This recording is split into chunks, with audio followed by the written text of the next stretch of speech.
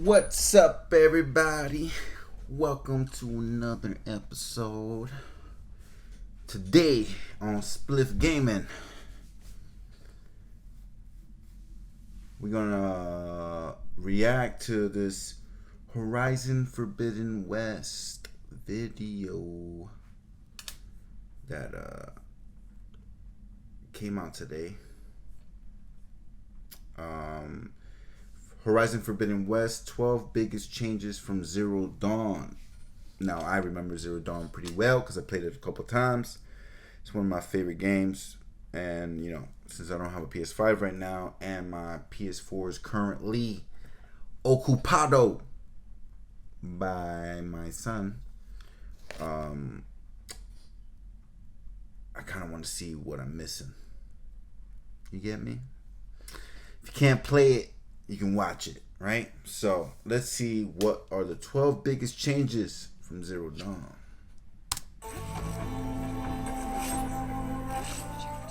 Horizon Forbidden West is a sequel to Zero Dawn in every sense of the word. Not only is there a fresh new take on Aloy's story and world to explore, but it also houses a bevy of new gameplay changes and upgrades that makes navigating its massive map just a tad bit easier. For this list, we wanted to keep everything as spoiler-free as we could, so while there are certainly going to be a few surprises here, there are a few late game changes that we'd rather not go into at all until the general audience has had time to sink in their teeth. So for now, here are the biggest gameplay changes from Horizon Zero Dawn to Horizon Forbidden West. A few new traps have found their way into Forbidden West, most interesting of the bunch being the vertical traps. Meticulously planning for an encounter is core to Horizon's strengths, and silently laying traps for enemies to run into has always been an excellent tactic. But unfortunately, flying enemies could previously evade all of your ground traps. Using a new vertical trap allows you to ground your winged opponents with plenty of ease.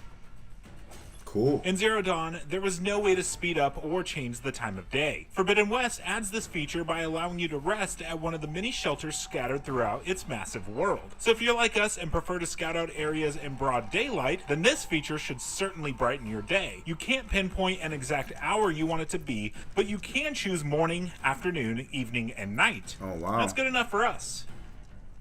By the time you reach the end of Zero Dawn, most loot you'll find can't be picked up because your inventory is completely maxed out. This isn't a problem in Forbidden West. Every time you loot an enemy, pick up Ridgewood, healing items, it doesn't matter. If you've maxed out your inventory, the extra items will be sent directly to your stash, which can be accessed at any town, checkpoint, or shelter. Speaking of stashes, they exist now. Forbidden West has a lot of weapons and armor that all need upgrading, and luckily Guerrilla Games took this into account and decided to let you keep all of your loot you find in the world. They also make great restocking stations for items like Ridgewood and healing berries. Zero Dawn was pretty limited as to where Aloy could climb. She was beholden to marked yellow handholds that only existed in very specific areas. It's a bit more open in Forbidden West, but of course not anywhere near what you would find in an Assassin's Creed game. In Forbidden West, pinging your focus will reveal exactly where you can climb, but these handholds are still fairly limited to existing only where the developers feel you need them, such as when you're platforming through a quest area or reaching a signal tower. You'll have to ping a lot to discover where these areas are, or you can just tweak the visual options to always have them highlighted. Aloy's spear wasn't useless in Zero Dawn, but in Forbidden West, it's more viable than ever. One of the biggest additions is you can now charge it up to unleash a powerful attack known as a Resonator Blast. As you melee machines or human enemies, your spear will eventually change from purple to blue. Once it's blue, you can hit your foe with a heavy attack that adds a resonance charge to a spot on their body. Hit this spot with an arrow, and you're rewarded with a huge blast of damage. Nice. Charging the spear up with melee attacks is also now easier than ever. The warrior skill tree includes several nodes that not only boost your melee damage, but also unlocks melee combos. One combo could break an enemy's block, another causes Aloy to spin to hit multiple enemies at once, and even one has her go completely wild, attacking one enemy in succession incredibly fast.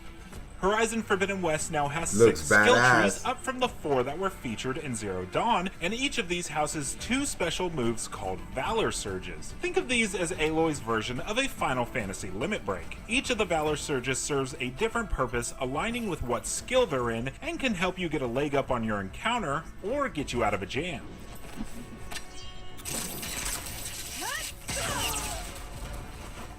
Because Forbidden West is a lot more vertical than Zero Dawn was, in terms of climbing up on high spaces, Aloy nabs a glider called the Shield Wing pretty early on. The Shield Wing can basically be used from any height and has zero limitations on how long it can be used for. Incredibly early in the game, you'll need to craft a Polecaster, which is basically Horizon's version of a hookshot. The Polecaster is used throughout Forbidden West for a multitude of things, including retrieving hard-to-reach loot, moving things in the environment to solve puzzle platforming, destroying walls of rubble, and moving crates. Of course, one of its most important functions is helping Aloy get to hard-to-reach places, or saving her bacon in combat scenarios. Like Batman. You can swim in Horizon Zero Dawn, but you can't dive. Forbidden West now has fully explorable areas hidden in its depths, complete with secrets and loot. Aloy can't hold her breath underwater forever at the start, so your diving adventures need to be kept to a minimum. You eventually get a device that lets you breathe underwater forever, and that's when the real deep sea diving begins. The focus device is a lot more useful this time around when scanning machines. In Zero Dawn, you could look at specific pieces, but it required you to slowly pan your camera around to find the different parts to see their weaknesses. Forbidden West makes it a lot easier. Now, once an enemy is scanned, you can tap around the parts using the controller's D-pad, and you can even highlight the specific part to keep it glowing after you've turned your focus off. And that's it! What from this list of changes has you the most excited? Be sure to sound off in the comments, and for more on Horizon Forbidden West, check out our final review, graphics comparison, performance review, first minutes, honestly, there's a lot. And of course, for much, much more, stick with IGN. Shall we? That looks good, bro. That looks fire. Oh my god, that looks so cannot wait to play it. I cannot wait. Even though I might have to play it on PS4 first. Who knows? We'll see. Who knows? But peace out, guys. Thank you for watching. Let me know what you thought in the comments below. Deuces. Love you guys. See you on the next episode.